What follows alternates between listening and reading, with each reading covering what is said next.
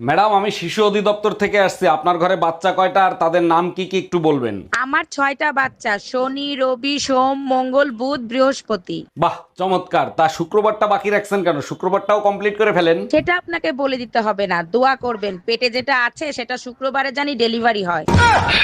এই আমার শরীর ভালো লাগতেছে না, 10,000 টাকা দাও, মার্কেট করতে যাব। শরীর ভাল লাগতেছে না, শুয়ে থাকো। টাকা কি গাছে ধরে নাকি যে চাইলে আর দিয়ে দিলাম? টাকা চাইছি, টাকা দাও। টাকা যদি গাছে ধরতো তাহলে তোমার কাছ থেকে চাইতাম। এটা অবশ্য ঠিক বলছো। টাকা যদি গাছে ধরতো তাহলে বান্দররে তোমরা বয়ফ্রেন্ড বানাইতা।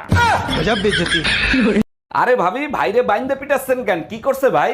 মারবো না, চুম্মা দিব। 2 বাচ্চার মার সাথে পরকিয়া করে, আজকে হাতে নাতে ধরা খাইছে। ভাবি, এক হাতে তালি বাজে না। দুশ্চরিত্রা লম্পট তো ওই মহিলা যে ভাইরে ফাঁসাইছে। আরে অরুণ ভাই, খারাপ তো এই হারামির বাচ্চা, আপনার বোর কোনো দোষ নাই।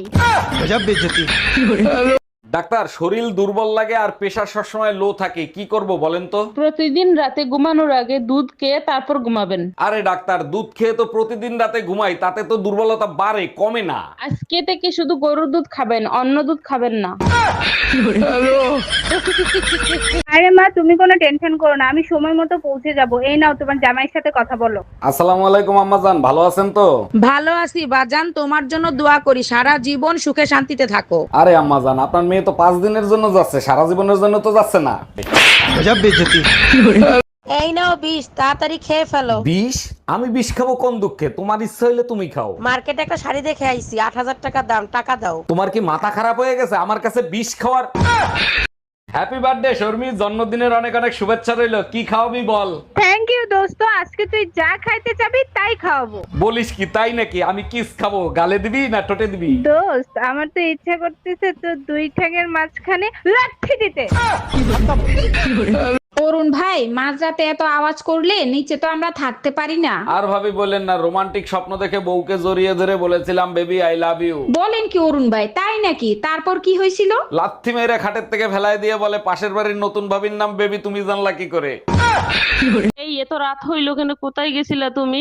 গুরুর বাণী শুনতে গেছিলাম। গুরুজি বলছে জীব হত্যা মহাপাপ। খুব ভালো করছো, এবার চলো ঘুমাইতে যাবা। তোমার সাথে আর ঘুমাবো না, তোমার সাথে ঘুমাইলে অনেক জীব মারা যাবে। আমার নিচে অনেক জিদ জমা হয়ে আছে, ওগুলো তুমি মারবা না বাইরের লোক দিয়ে মারাবো। এই, তুমি কাল রাতে কার সাথে ছিলা? সত্যি করে বলো। কাল রাতেই তো বললাম দাদির অবস্থা ভালো না, তার সাথে হসপিটালে থাকতে হবে। তাইলে তো আজকে রাতেও দাদির সাথে হসপিটালে থাকবা, তাই না? শরীরের অবস্থা যদি আগের মতো থাকে তাহলে আজকে রাতেও যেতে হবে। শরীরের অবস্থা আগের মতোই আছে। তোমার দাদি মেসেজ দিছে, কখন আসবা জানু? দুনিয়ায় এত কিছু থাকতে তুই মসজিদের মাইক চুরি করতে গেছিলি কেন? ভাবছিলাম আল্লাহর জিনিস চুরি করলে কেউ কিছু বলবে না। আমি বুঝলাম না, ইমাম সাহেব তোরে হাতে নাতে ধরার পরে ছাইড়া দিল কেন? ইমাম সাহেবরে বললাম আজান বাসা পর্যন্ত পৌঁছায় না, তাই সামনে নিয়ে লাগাচ্ছি।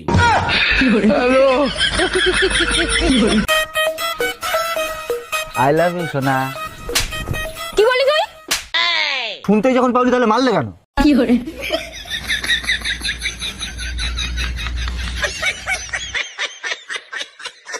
কি রে, মাঝরাতে তোরে ঘরে পাওয়া যায় না, কই যাস? রাত 12টা বাজলে পরে মন বসে না ঘরে। মাঝরাতে কি বেড়া ওঠে নাকি যে ঘরে মন থাকে না? ভাই ভাবি প্রতি রাতে রং তামাশা করে। তুমি আবার মদ খেয়ে এসছো? এই মুটকি, হার মাতাল। আমি তো কালকে সকালেই ঠিক হয়ে যাবো, আর তুমি?